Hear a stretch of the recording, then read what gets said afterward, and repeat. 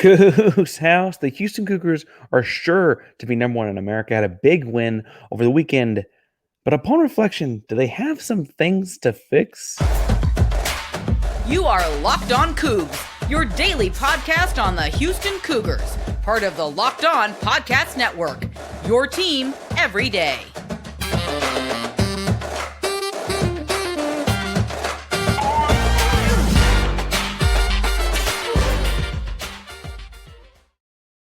Welcome to Locked On Coogs, daily podcast about your Houston Cougars. I'm your host, Houston-born teacher and coach Parker Ainsworth, to break down all things Cougs. If you're a Houston fan or just a hater who came to stop by, and I think I now know the name of one of those, so show up. Thank you for being here and listening to Locked On Coogs to start your day. Appreciate you making Locked On Coogs your first listen of the day. If you found us on YouTube, welcome back to the YouTube channel. It is so good to see you again. We're doing a giveaway, like I said, once we pass 2,000, every 500 subscribers, that was what it was recommended. We're doing 500, so we get 2,500, something gets given away. So hit subscribe, host, get that like and comment video. Let us know you're in that contest. If you don't know what to say after talking about some things that the Houston Cougar basketball team needs to fix, tell us in the comments down below if you think cereal is a soup. So I want to talk about a little bit about the game from over the weekend, Houston and Baylor. And some things to take away from that need to get fixed, because we did a post-game show live from Waco afterwards, and it was fun. Excitement of the game was still in the air. A lot of emotions in that one, right on some of the coattails of things that Samson said in the post-game press conference. But I do want to talk some about things to fix in that one after, I watched games a second time. Every game I can, frankly, that's like a tournament thing, or like the too many games in too many days, whatever. And after watching the game a second time through, so things got to be really obvious. And I started to check the box scores a little more detailed, the play-by-play a little more detailed. And honestly, there's some things to check in on how this Houston Cougar basketball team is going to develop. I do think this obviously being recorded Sunday night for folks on Monday morning. I do think that they'll be the number one team in the country at the time you're listening to this. I don't think that there's any doubt that the AP number one, coach poll number one, they've been number one in the net, been number one in KenPom. If my Locked On college basketball folks don't put them number one, we'll have fighting words. But they had things to fix. And so I first want to start off by talking about the sequence down the stretch and kind of some problems in that I had, where they've probably, and quite frankly, should have lost the game. They didn't. Tough people win. They held on to find a way to win. But it wouldn't have been that crazy for that ending couple of sequences to have gone horribly differently. And then I want to talk some about the overall second half, because second half, obviously, Houston blew a 16-point lead and got to overtime against a team that I felt like, they might have run out the gym at some points in the first half. If they continue to play that way, they obviously did not. Baylor's a top 10 caliber team. I don't mean to say they should have, but more than that in the second segment.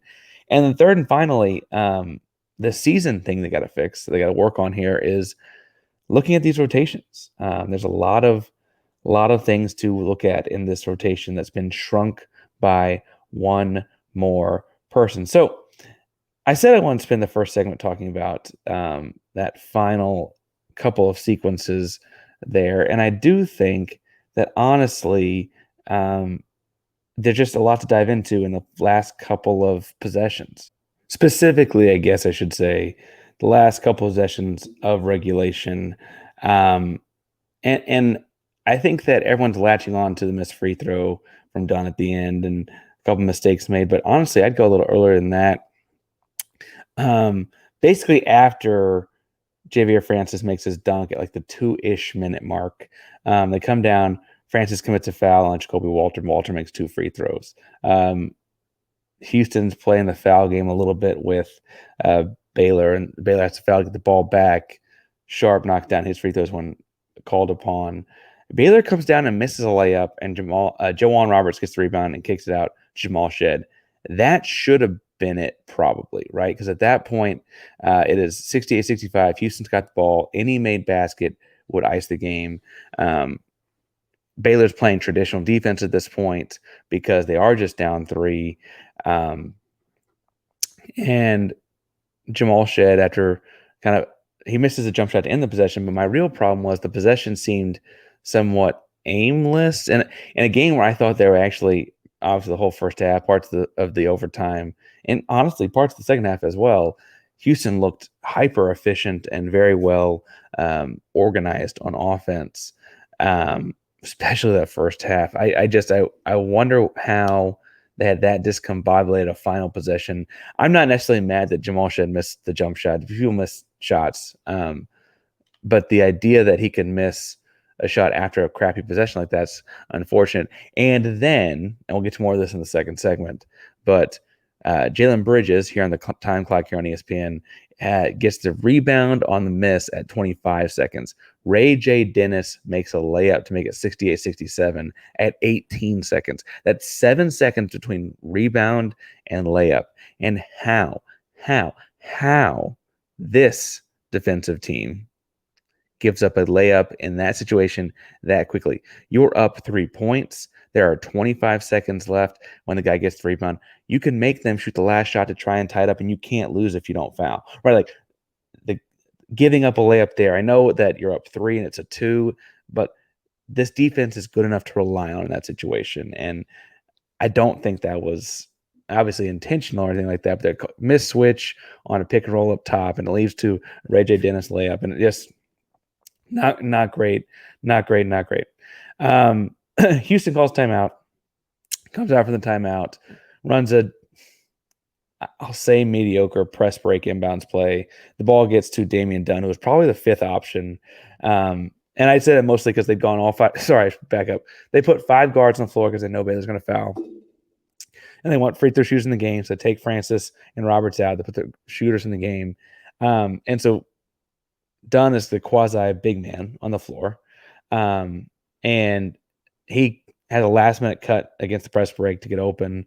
Ball passes to him, and he actually kind of fumbles the basketball, but they call a foul. And the foul caused the fumble. Dunn goes down, makes the first free throw, missed the second. The second would have probably led to, if he'd made it, him being subbed out of the game for more traditional big to cover Yves Massey. Instead, Dunn has to try and cover him. And a bad switch in a pick and roll situation that Dunn can't get out of. Massey goes down, and then Dunn fouls him for an and one layup. If Massey makes the free throw with 4 seconds left, they win the game, right? I don't mean to say that Houston doesn't get a shot off, because they ultimately got a shot about 0.2 of a second late that would have won the game itself in response, obviously. But on a made free throw, the defense is set in a different way. Things are a little bit different, much more difficult shot. Massey misses. Roberts bobbles the rebound because they've been out-rebounding all game. Baylor's a very good rebounding team. Kicks it ahead to Shead. Shead makes the shot from the three-quarter court logo, except that the good side three-quarter court logo, except they ruled that was 0.2 of a second late.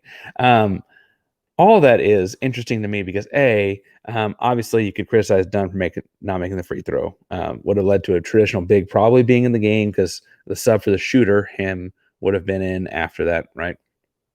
The sub for the shooter can't come in the middle of free throws. I also want to point out how bad the foul was. Houston's up 2, right? And none of the guys to help can come help on the pick and roll, because they'd be helping off of a shooter to cover up the roll man. Shooting a 3 beats you. They can't come help. So clearly they talked through the situation before. And I know we've heard Samson Company talk about how often they practice situations. Okay, this pick and roll from this spot in this situation, this pick and roll from this spot in that situation, and then go around the floor with a bunch of options, a bunch of different things, a bunch of different situations. They do this, frankly, year round. This is a thing that seniors will lead at different points. It doesn't have to have a coach in the gym to practice these kinds of things. So Dunn committing a foul there when a 2-point basket does not beat you is also inexplicable.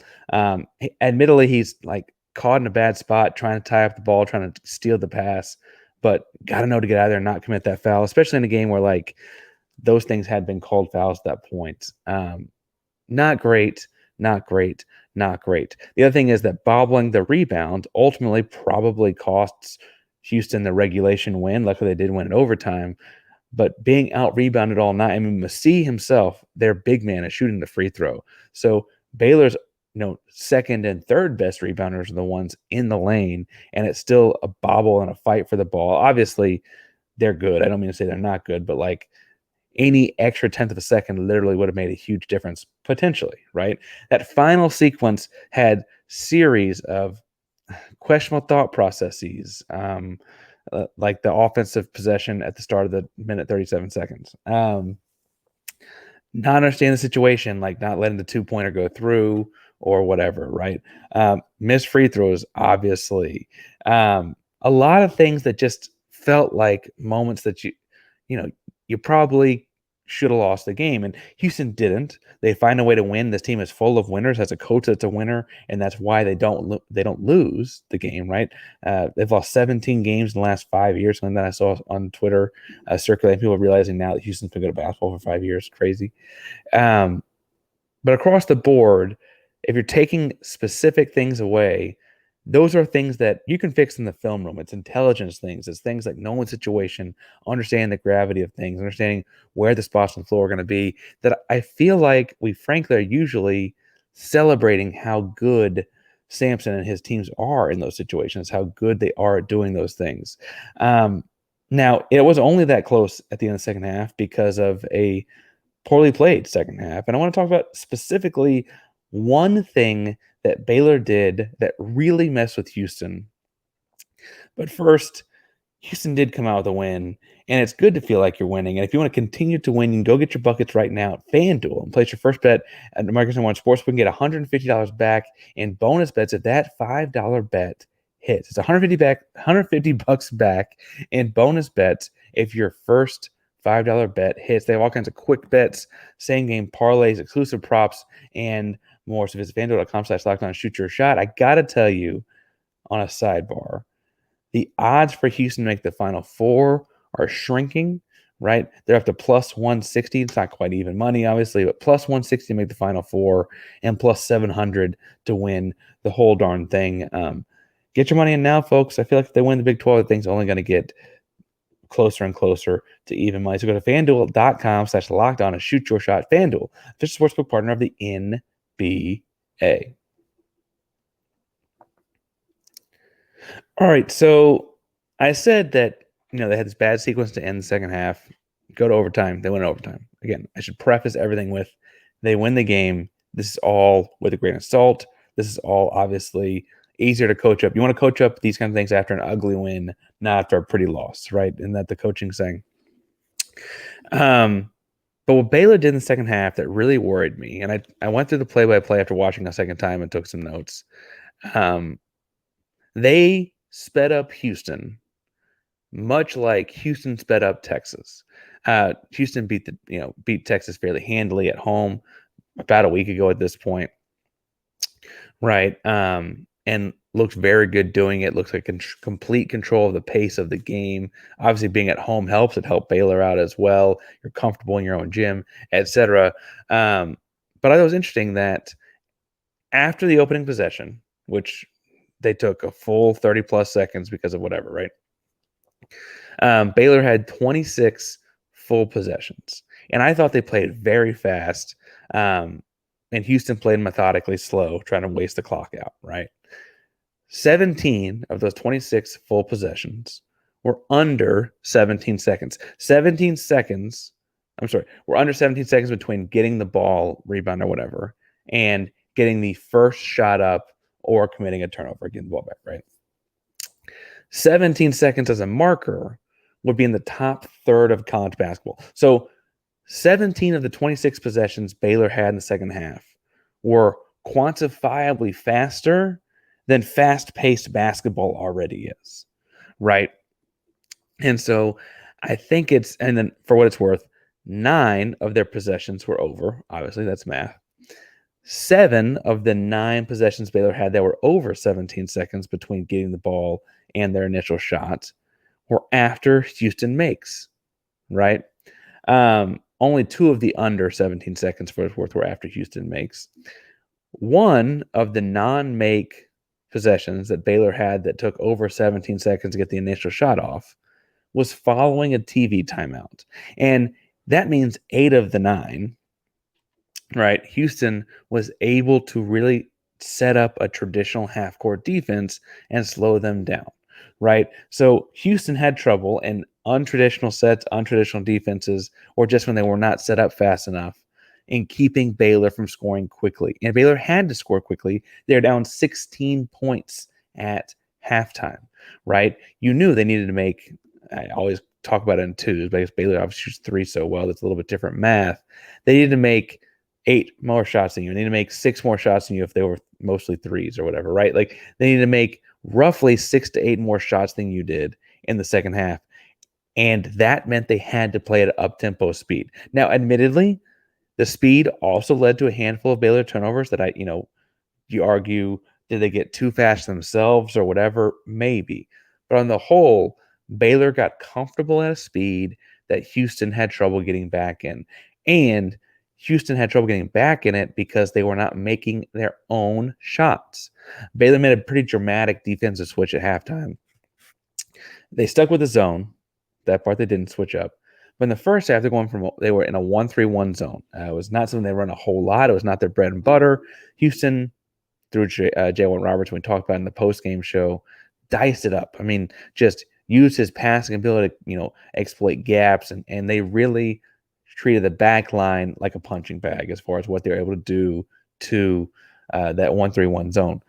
Baylor comes out in a matchup 3-2 zone for a majority of the second half, and Houston just wasn't ready for it. They shot 9 of 27, 2 of 7 from 3, looked uncomfortable at a lot of different spots, had a handful of turnovers that are just uncharacteristic. Even though Houston not many turnovers in the game, uncharacteristic turnovers in some key spots. And what's interesting is, and I double checked with my folks over at Locked On Baylor and Sick on 360. I asked them, like, hey, what do you know? Baylor, not just in the couple games I'd watched, Baylor runs a 3-2 defense more than they run a 1-3-1 defense by leaps and bounds, right? As far as how the year goes. That's a defense they're more comfortable running, which is why they did it so well, to their credit, right? But in getting ready for this game, those are the looks that probably would have been more predictable. That's to say that if you'd watched Baylor getting ready for this, you probably would have assumed you're going to get more of that middle of the lane, 15 to 17 footer, maybe 12 foot if you're lucky, middle, like straight ahead on the basket kind of jump shots. You're going to get gaps at more like somewhere between the free throw line and the dunker spot of that little triangle hypotenuse area, right? Like you're going to get those kinds of shots more often against the 3-2 zone. And Baylor's shown more of that this year. So you kind of anticipate in like getting ready for this game, those are the kinds of things that you need to be ready for. Now, it was a second half switch. I get that you kind of, once you see them come on the 1-3-1, you're ready for it, right? But it was interesting that Houston shot so much worse. And it'd be hard to shoot as well as it did in the first half, to be completely fair, especially on the road in a crazy hostile environment. I mean, the booing that Crier to put up with was nuts. It was a raucous. At one point in the second half, I tweeted about it during the swag surfing at a timeout break, whatever. The table I'm sitting at starts to like kind of move around. Like it's like fixed to the floor. Like it was crazy loud in that gym, right? A lot louder than this introvert that's sitting here talking to you likes it to be. But basketball's fun. It's loud. We get over it. It's fun. That's part of the fun. I shouldn't be such a Debbie Downer. I'm an introvert, though. It got really loud. All of that is suffice to say that I would have anticipated almost the offense to get better in the second half if they're going to come out in a 3-2 zone, because Houston's pregame planning aligned for it. And for what it's worth, they got good shots. The process was fine. I would argue the coaching then to get to those shots was fine. They just missed them. And it was interesting to see them miss those shots that I would argue were good shots against the 3-2 zone, when as a player, you kind of know that's what's coming. You kind of have some idea of you ready for that. Missing those shots led to defensive rebounds from Baylor. Baylor out-rebounded Houston and kind of did to Houston on the boards what Houston does to other folks, typically. And then kicked ahead for quick offense out of Baylor. I mean, the guards can run the floor. They got a lot of guys hand the ball. I'm telling you, that Jacoby Walter guy would look so great in a Rockets uniform. That they're really good. They're really really good. They're going to drop in the polls. It's going to, look kind of funny because they lost to BYU during the week in Provo and then came home, got beat by Houston. They took 2 losses in a week. They probably dropped down like 16, 17, 18. Houston will jump to number 1. But Baylor's a top-end team. Very, very talented. When they're hitting threes, they are hard to beat, as we saw on Saturday. I think that there's a couple things that led to that great offensive output from them that were uncharacteristic out of Houston. They don't typically let teams get into their offense that quickly. And it's not just necessarily when they make their shots. They play at one of the slower defensive paces in America, and it's because they make you work so hard to get a shot. And that wasn't working with Baylor. It didn't work the same way. They're a really good basketball team, but I would have thought they could slow them down more than that. Now, we alluded to one of the things that Houston's got to fix for the rest of the year, because they won this game, right? They got Cincinnati on Tuesday, Oklahoma on the weekend, Central Florida next week, Kansas at the end of the regular season. But one thing they got to fix is their rotations. And so I want to talk some about how Houston needs to address those rotations, what the issues are.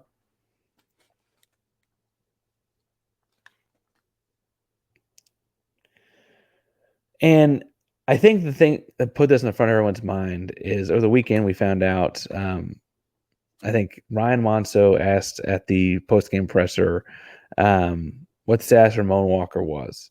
And we'd gotten a tweet update from right before the game, like right before tip-off. Duarte tweeted out that Ramon was hurt. He got hurt in practice on Thursday, right? And Sampson, with kind of a solemn face, was like, he's out for the year. He has a lateral tear in his meniscus. He's got to have surgery. He's done. And we were all just in the media room, so that's bad. Like no one else really addressed much about it. And I think the thing that put this on everyone's mind is that, obviously Houston looked gassy in that game. That was a tough fought overtime basketball game. But, last year's Houston Cougar basketball team kind of ran out of steam at the Sweet 16. Jamal Shead's knees were worn down. Sasser's playing on one groin. Just looked kind of beat up. They only went 6 deep last year for the majority of their minutes, but they look kind of beat up. The 2022 team, you could also argue, ran out of steam. They, played Arizona and beat them on one night, and 2 nights later had to turn on and play Villanova and couldn't shoot the ball. I mean, they looked tired. They looked. That's the wear and tear of the season. That's why this thing is a marathon, not a sprint. But you look at depth issues and like, okay, a thing we thought was going to be a strength of this team in November is now feeling like a weakness because Terrence has been out, right? And Terrence is a future pro. I love watching Terrence play basketball, and I feel sick about it, but he tore his Achilles, right? And so he's been done. And he probably will have a good year, but not a Terrence's quality year next year. I mean, again, he's really good. So a not Terrence quality year has a lot of room to be really good next year, and then he'll be his best self the year after. That's the way that Achilles thing usually works. At least he's a young guy, right? But that's typically how those kinds of things work. Ramon being out for this season, I mean, he had the awful luck last season. He's just had awful injury luck his whole time. He's such a culture guy, part of this program too. It just sucks. But that's 2 of the 9-ish deep you thought you had. Now, admittedly, you're getting more out of Malik than I think they thought they were going to get. So you could have had, frankly, a 10 deep, and now you're looking at more like an 8 as far as guys you trust to get real minutes.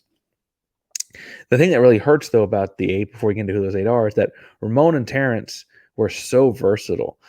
They were small ball 4s because their toughness and length and ability to cover multiple positions. They could also offensively do a lot of perimeter things. They could also be your big wings if you're playing a bigger team. You need to just put some size at their 3 spots. They could do that for you as well. They just were unique and hard to replace players. And frankly, Ramon's role got huge when Terrence went down, and now they're both down. The 3 guys you see coming off the bench are Malik, Wilson, JoJo Tugler, and Damian Dunn. And they're kind of your only true rotational guys. We've seen a little bit of first half Said Lot minutes when there was real serious foul trouble in the front court. That was very brief. Outside of that, I mean, everyone loves Ryan, and I want to see Ryan Elvin play a lot of minutes at the end of games, but he's not a first half player right now. He works his butt off. He could get there, but he's just not right now. And Said Lot is young. He has not been playing basketball all that long. Still not a first half player unless things are crazy chaotic right now, right? And so Malik, JoJo, and Damon are kind of your only true rotational guys, and they each have a different flaw. Malik is not a natural scorer. He can catch lobs and dunks and finish around the rim, but he's not a natural, that's just not his bag. He does just about everything else, frankly. But JoJo is 18. He doesn't turn 19 until May, right? He's the youngest guy in the Big 12. He's an experience, and it shows at times, especially with the complex moves that you need and footwork you need a big man to do at this kind of basketball, and especially at this kind of league, right? And Damian Dunn has had this crazy roller coaster of year where his highs are so high. His lows have unfortunately been fairly low as well. I mean, I mentioned in the opening segment, he's the one that missed the free throw and had the foul that ultimately could have lost Houston the game. It didn't. But that's the kind of lows we're talking about when his highs are leading the team in scoring in the first week of the year, right? Isolation type basketball. His bag is deep, deep, deep. He plays through contact so well. It's just been a difficult transition meshing that into what Houston does, right? And Houston runs a complex offense. And it's certainly more complex, not more difficult, more complex than what they're doing up at Temple. It's a very pro-style offense in a lot of ways. Sampson said as much from what stuff he's brought down from his time in the NBA. And that's hard to meld with Damian unless you're just going to let Damian ISO, right? And then isolation buckets where you're shooting, 15-foot fadeaways. Well, he makes them at a higher clip than most. Not horribly efficient offense. And what we're doing in a slow, muddy, ugly game requires efficient offense, right? And so it's difficult. Each of them has flaws. Sorry to belabor one more, but each of them has flaws. And I would argue Malik has worked the hardest to cover his up, right? He has gotten to where we don't see him shooting a whole lot of jump shots. He's figured out what he does and doesn't do well and how he fits into this offense. And frankly, when he's not the point guard, the leading guy bringing the ball off the floor, he's done a great job of finding different ways to do back cuts and things like that and use his speed and athleticism to turn himself into a bigger threat than he is without the ball otherwise. I would argue that JoJo's flaws are, the youth and things like that, the inexperience, and he's managed to make up for that with his energy and hustle. And frankly, as a big man, you can kind of get away with some of that too because he doesn't have to have the ball in his hands a whole lot. He does a lot of other things. Damian's had the hardest spot. He has, the hardest to cover up in these ways, right? And looking across it, I imagine that makes him 8 out of 8, but I think this is a pretty darn good 8, so I don't know if that matters in the big picture. I will say it was telling that in the game on Saturday, you look at the box score and you think of Tugler as a lot of games, he's the true six man. He comes off the bench and, he plays as many minutes as Francis sometimes, right? But with Francis in foul trouble in the first half, Tugler played just 13 minutes in the entire game.